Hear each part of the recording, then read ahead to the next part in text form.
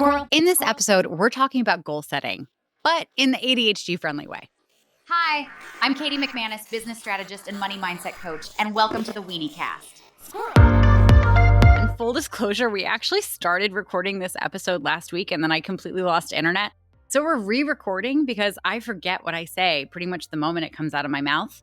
We figured that it would just be easier to start this episode over than try to get me to refresh on what actually was said, just 5 days ago. And this is a great example of why goal setting is so hard for people with ADHD. Because goal setting is essentially saying something that you want and putting it out into the world and then pursuing that thing. But the key here is that once you say it and you put it out there in the world, you have to remember that you said it and that you put it out there in the world. And you have to remember to actually continue working towards that goal. For people with ADHD, as you know, we don't remember everything that we say. We have some object permanence issues. If something is out of sight and isn't calling our attention to it constantly, then we can completely forget that it exists. Doesn't mean that we don't want it. It just means we've forgotten about it. This is why when you go to the grocery store, you end up buying more angel hair pasta, even though in your pantry you have 17 bags of it. Because you didn't see it. You didn't look for it. You didn't do the correct assessment for what you needed when you went to the grocery store. It was out of sight. And because it's something that you tend to like, you're just like, cool, I'll get some more. And soon you can start your own store of angel hair pasta. Very limited selection, obviously, but you could absolutely make some money off of it. People with ADHD need to have a different approach to goal setting than neurotypicals. When we set big goals for ourselves, we have to continuously talk about it. We have to have some reminder out there in our space that will call attention to it constantly, that this is what we want. And when I work with my clients and we're identifying these massive goals that they have for themselves, we have to be careful about overwhelm, because going after a massive goal can create so much pressure of all the things that need to be done to get there that you'll just stop in your tracks. So for instance, one of my big goals that I have for my career is I actually want to have my own TV show.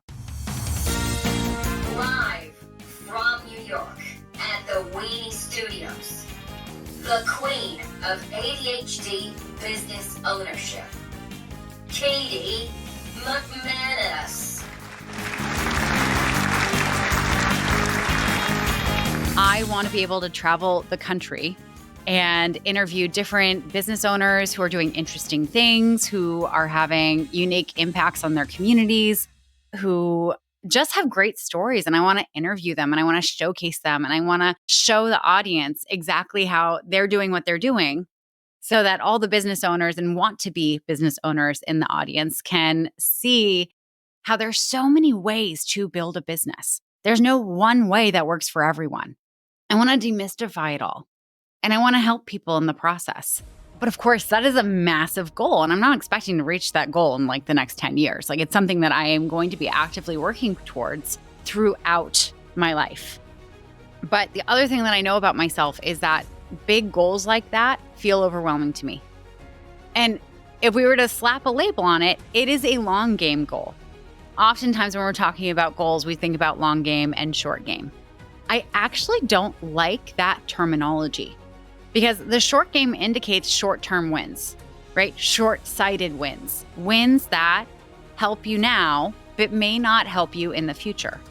When I think of my long game and the goals that I want to reach, decades from now, what I do for myself and what I do with my clients is we come up with a now game. We come up with actions you can take each and every day right now that will get you the results that you need in the next year or so, that will create the foundation for you to reach your long-term goals.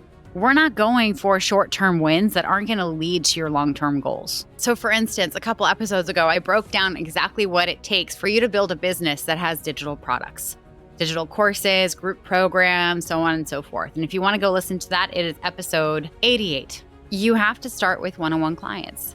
Now, the best part about starting with one-on-one clients is that your one-on-one clients are always going to be your fastest path to cash. It fulfills your short-term or now goals. But in working with those one-on-one clients, you're learning what each and every one of them struggles with that's similar. And that helps you decide what your group program is going to be. And as you're rolling out your group program, you are iterating it. You're iterating your marketing for it, changing little bits, having it go better, having it go worse, recorrecting back to the way you were doing it before. And once you have that dialed in, then you're launching a digital course on something very specific. And eventually all of that builds up to your long game goals. There's that question, how do you eat an elephant? One bite at a time. But also, let's not eat elephants. They're endangered and they're really sweet and they're very smart. We're not eating elephants, but if you were to eat elephants, bite, bite, bite. One of my other favorite movies when I was like a child, when I was a toddler, was Cinderella. And that's like the opening salvo where she's waking up and she's stretching and there are birds all around her. And she starts singing, "A dream is a wish your heart makes." That was a fairy tale. You're not going to sit around dreaming and wishing for something to happen and then have some magic, like fairy godmother show up and wave their wand and have everything happen the way you want. We have to set goals. But a goal without a plan is a weak-ass dream/wish that your heart makes. It's never going to happen. So when you're thinking about goal setting, here's what I want you to do. Ooh, what am I going to say next? Well, you'll have to keep listening to find out. But first, squirrel, squirrel, squirrel, squirrel.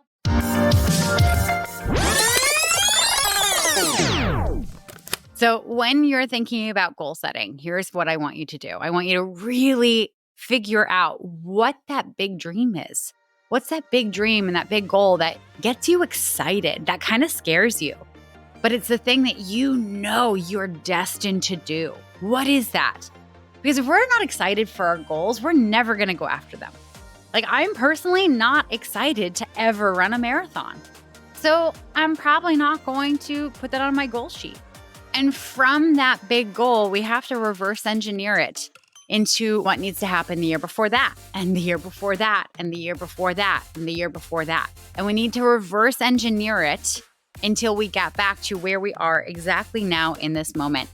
And whatever it is that you have to do in that year, that is your now game. Those are the things that you have to focus on in the here and now to be able to reach that greater goal down the line. This sounds easy. Let me tell you, I can do this for all my clients. I can't do it for myself. I need help to do this for myself. And I do this shit for a living. So as I say this, you're going to, sit down with your little journal and you're going to write it out. And you're like, I have no idea what I'm doing. Join the club. There's a reason why there are lots of business coaches out there. Another struggle ADHDers run into when they set goals for themselves is this complete all or nothing approach. So if you have a fitness goal, say you want to get into a certain shape by a certain time, you'll set up a workout regime that has you working out every single day for like an hour and a half a day, and you have to do it perfectly, and you have to have a perfect diet, and you have to sleep, and blah, blah, blah, blah, blah, blah, blah. You're never going to stick to it. But as an ADHDer, once you fail at one little itty bitty part of that plan, the whole thing is ruined. So we need to very consciously have a balanced approach to the actions we're assigning ourselves to reach our now goals and our long goals. We need to set ourselves up for success. And we have to be realistic about what we can accomplish in a day. Tell me if this sounds familiar. You have a to-do list, and then you go through your to-do list and you're like, cool, I'm going to get 17 of these things done today. And then you get overwhelmed.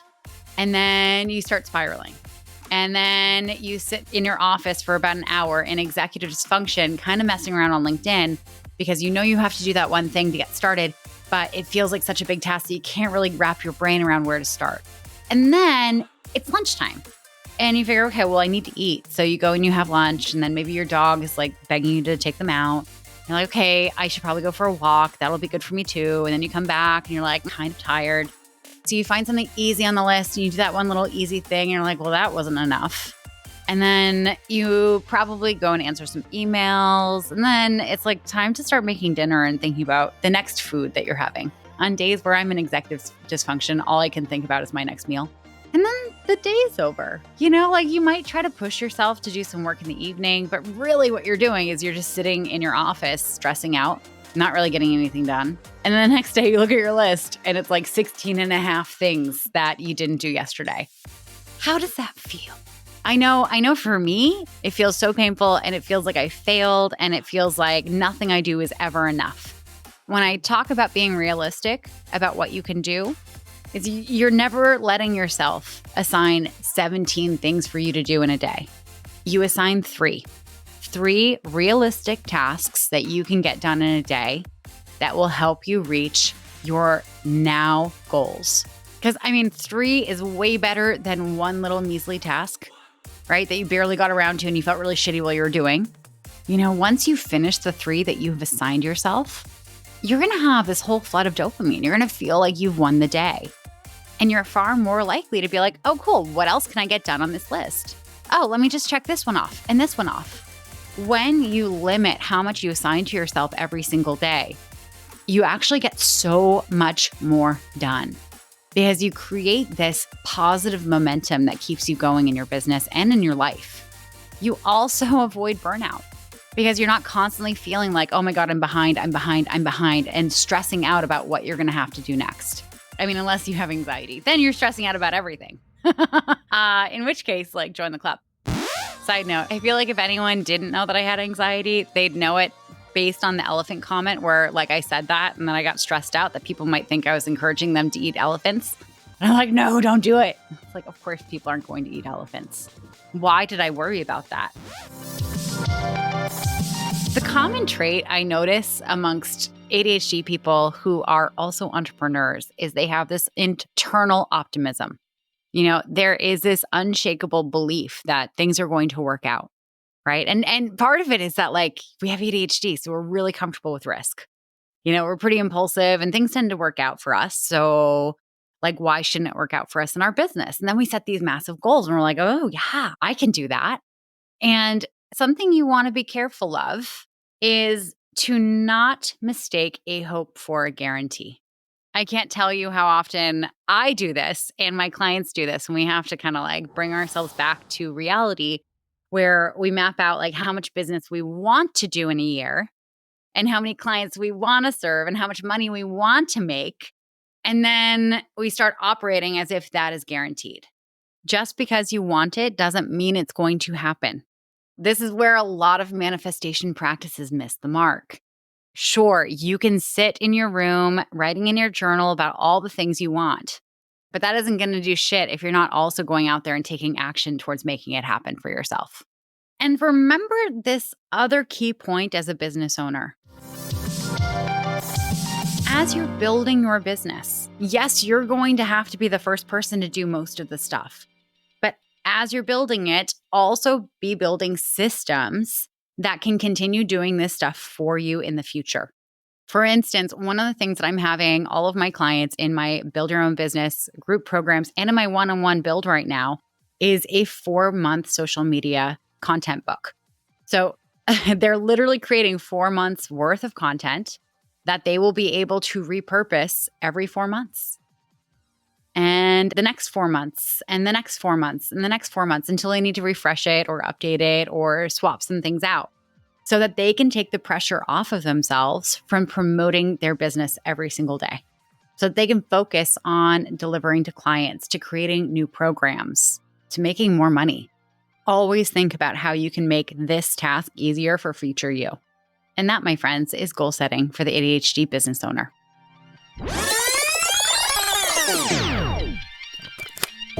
I refuse to eat octopus because they are so smart. There's a beautiful documentary movie on, I think, Netflix called My Octopus Teacher. I started it and I was like, wow, this is going to be boring AF. But oh my God, I was crying by the end. It was such a moving, beautiful story. If you eat octopus, maybe question if you want to eat octopus. I'm not going to tell you what to do, but just throwing it out there. Squirrel, squirrel, squirrel.